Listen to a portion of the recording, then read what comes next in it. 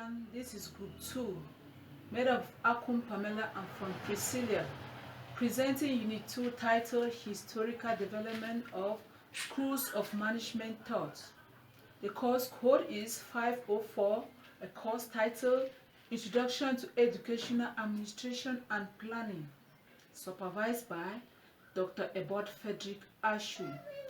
The Schools of Management Thought is made up of the Classical School of Management Thought, Human Relations Movement, and Behavioral Science Approach. The Classical School of Management Thought.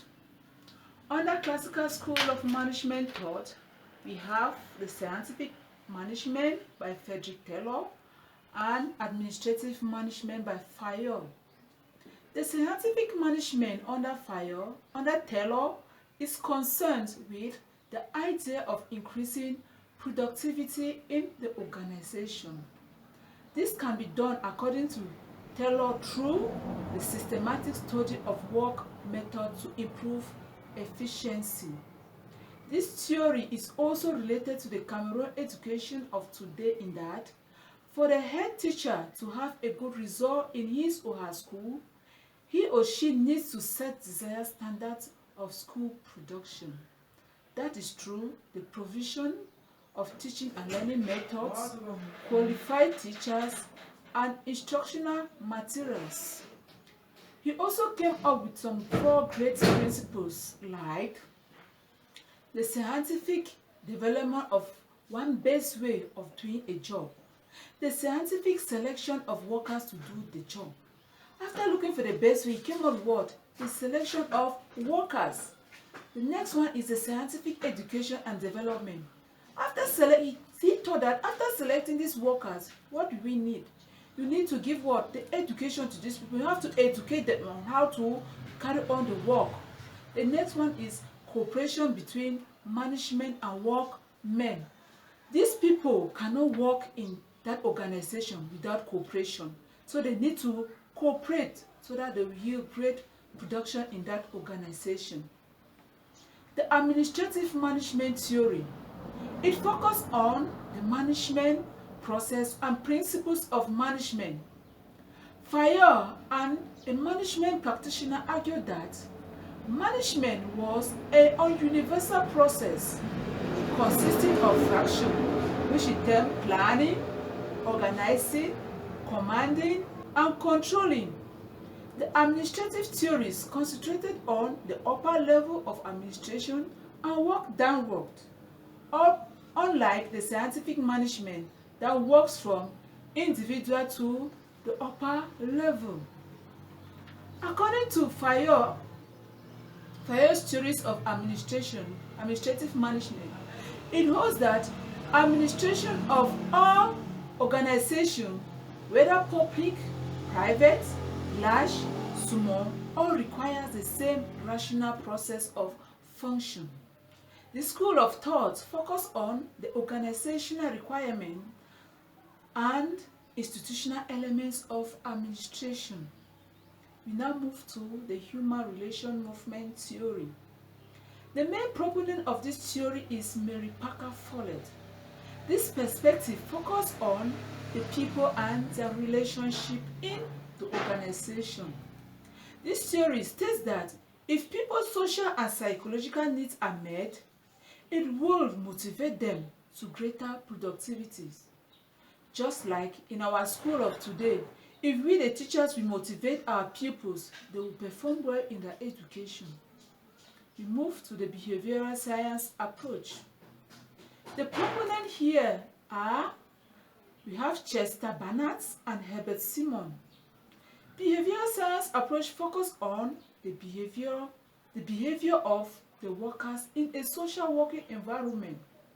That is to say, in terms of what? The attitude, communication, group behavior, leadership, and conflict among other issues. Dear listeners, I cannot just end here without telling you how important the history of management thought is. Firstly, it is important in that it forms what? the foundation for understanding administrative action. It also enables the administrator to predict employees' behavior as well as classify this behavior. You also do what? It prepares the would-be administrators for further growth by providing the reward with economic ways of ordering their experience. Thank you all for listening. I will end here, and Fon Pricilia will continue with the administrative process. I am Fon Pricilia Nayah. I'll be presenting on the administrative process. My group mate Akum Pamela just ended by giving reasons why we study the historical development of school management thought.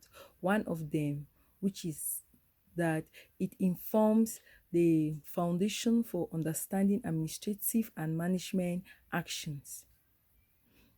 Administration is as old as when man started to achieve his or her goals. Administration simply means the method used to achieve defined goals and objectives. Administrative process is defined as a sequence through which the executive body of an institution or organization takes decisions and implements them in order to achieve organizational goals. Various scholars have tried to come up with universal lists of elements that make up the administrative process. For example, we have file, we have Gaelic, we have leader, and Fayol is being known as the father of administrative process. The basic elements of this administrative process are decision making, planning, organizing, communicating, supervising, and controlling. These elements form a cyclical sequence. It means that it goes round and round. There's no one point that it goes and end. By the time it reach controlling, it goes back to new decisions.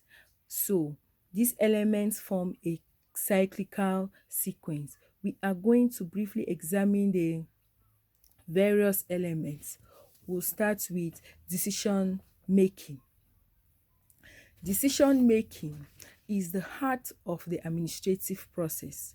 It is the process of choosing from amongst alternative ways of achieving a goal or providing a solution. In order to make a good decision, you have to identify problems that are found in an institution. There is no institution without problems. To effectively manage your institution, you must identify problems through the collection of data. There might be disciplinary problems, there might be performance problems. When these problems are there, you will know where to collect the data. So you collect some from students, you collect some from teachers, you collect some from co-workers, and so on and so forth. So you have to study your organization very well before taking or making any decision. The next administrative element is planning. Planning leads to good administration. You have to plan in order to achieve your goals and objectives. There is a saying that if you fail to plan, you are planning to fail. So if you plan well, you are going to achieve your objectives. There are long-term plans and there are short-term plans. You may be planning to hold an end of year prize ceremony in your school. You have to determine how you will accomplish this plan. You have to clarify your purpose. You have to collect data. You have to develop alternative plans or course of actions. You have to select the best plan so far that will help you to attain your goals and your objectives. 3, we go to organizing. Organizing here means after planning, you have to organize. It involves translating plans into action. For example, the end of year prize ceremony, you have to determine the various activities to be carried out. You have to choose the group of people that will be involved in carrying out the activities. Those that will be in charge for decoration, they'll be in charge for finance and other things. Then you determine the tools that will be used and you provide to them. Those for decoration, you will not expect them to go and and bring things from on their own. You have to provide those things that they will use in decorating the campus or the stage. You have to organize in a way that you will know where you are answerable to. You will know where you are supposed to give instructions. 4. Communicating. The next is communicating. It is the transfer of information, feelings, or messages from a source to a receiver. You have to keep others informed. You have to keep your co-workers informed. What is happening with regard to the policies that you have made, how the program is going on. It is important to communicate decision made to all concerned or those that are being affected by the decisions. Because if you fail to communicate, know that the decisions will not be implemented. You have to identify the job purpose. You have to identify the receiver of the message. Select the appropriate channel that the messages have to follow. And when you communicate these messages, you have to follow up so to see whether the informations have reached the right areas. 5. We have to talk on supervising. That's another element for administrative process.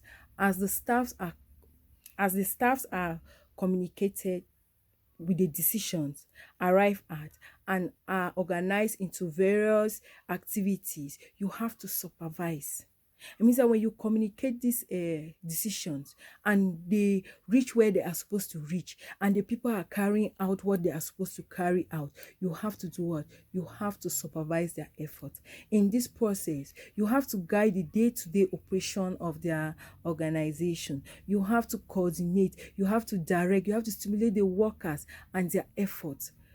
Place people where they are based. Those that are based in agriculture, those that are based in arts and craft, those who are based in sporting activities. Know where to place your people so that they will be able to work hand in glove so that the organizational goals will be achieved. You have to build a good relationship so that you will move together to realize your objectives. For example, when you like the end of year ceremony in school, prize ceremony, what do you have to do? You have to follow up the activities of the committee. At one point, ask, where are you? What are you doing? What is lacking? What can be provided so that these people will work hand in glove so that the goals of the organization will be achieved. The last one is controlling. This is the last element in the administrative process, which is equated to what? To evaluation. This is to see where the objectives of the organization have been achieved. You set standard, and when you are measuring your standard, those standards will be according to the standard that you have set. You take corrective actions where necessary. It means that when you are supervising and controlling, when you are controlling, you will see where things are lacking, you will see where you are supposed to correct, and you see where you are supposed to put in some light so that you keep the performance in line with the standard that have been set. To control, you need to provide valid information. You need to do what? To collect reliable data. You have to give feedback in order to complete the administrative process so that new decisions are taken and they are planned, they are organized, they are communicated, they are supervised, and they are controlled. It means that when you reach the stage of controlling, it goes back to decision making. That is why I said this administrative process is in a cyclical sequence. I end here. Thank you very much.